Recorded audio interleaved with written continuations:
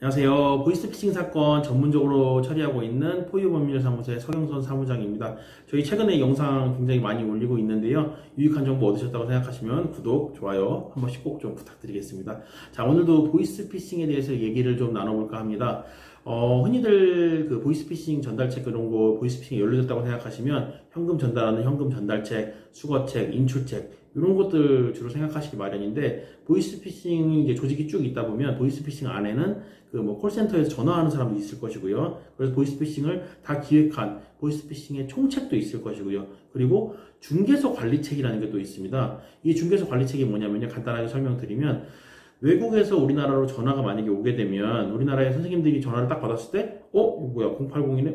070이네 하면서 외국 번호가 떠버리면 전화를 안 받으실 거 아니에요. 보이스피싱인 줄 알고. 그러다 보니까 그 전화번호를 우리나라 번호로 바꾸게 하는 역할을 하는 사람들이 있어요. 그래서 그런 통신 장비를 중계기라고 하는데, 그 중계기를 설치해서 관리하는 사람들, 그거를 중개소 관리책이라고 일반적으로 부릅니다.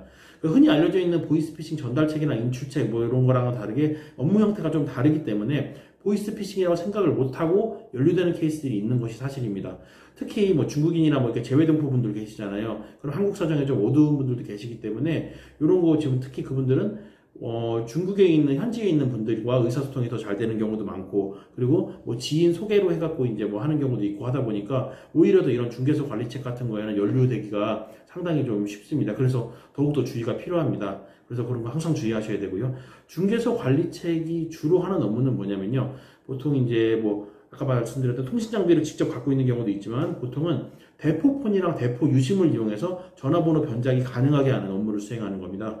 그렇게 근데 최근 경찰에서 국내 중계기 단속이 굉장히 강화가 되고 있어요. 그러다 보니까 유심이 없이 해외 유심뱅크를 활용해서 유심 없이 하는 뭐 업무를 진행하는 경우도 있고, 아니면 원룸 같은 데다가 아예 그냥 고정형 중개소를 갖고 이제 대포폰을 여러 대 갖다 놓고 그렇게 하는 경우도 있고요. 아니면 뭐 캐리어를 이용해서 뭐 이동형 중개소를 하는 경우도 있고요. 아니면 차에다 설치하고서 차량용 중개소를 하는 경우도 있고, 아무튼 뭐 형태는 굉장히 다양합니다.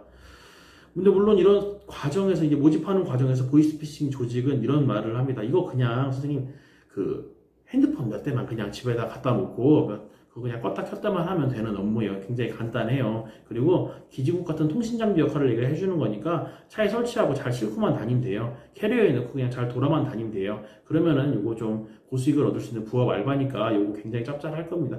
이런 식으로 사람들을 유혹하거든요. 그리고 사람들도 실제로 이거 그냥 핸드폰만 집에다 갖다 놓는 거니까 뭐 크게 처벌받지는 않겠지? 라고 단순하게 생각하실 수 있어요. 근데 이게 문제가 굉장히 커지는 게, 이 경우에 전기통신사업법 위반은 물론이고 컴퓨터 등 사용 사기죄로도 처벌을 받을 수가 있습니다.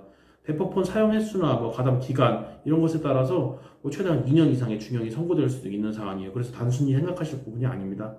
그리고 외국인의 경우에는 자국으로의 도주 우려가 있는 게 사실입니다. 그렇다 보니까 보이스피싱에 연루되면 구속수사를 원칙으로 해요.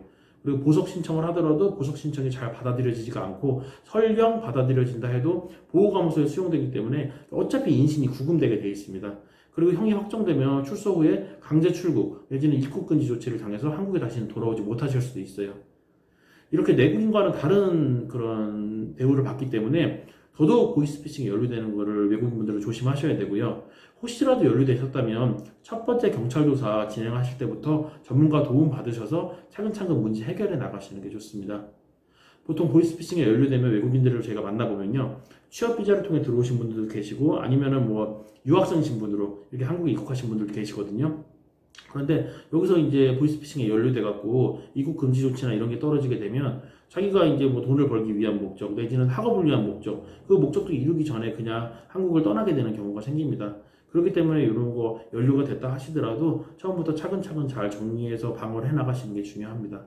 저희 포유법률사무소는 그 외국인들의 그런 비자 소송이나 출입국 관련된 사건은 물론이고 보이스피싱 관련 사건도 굉장히 많이 진행을 하고 있습니다. 그런 사무 처리에 있어서 풍부한 경험 갖고 있으니까요.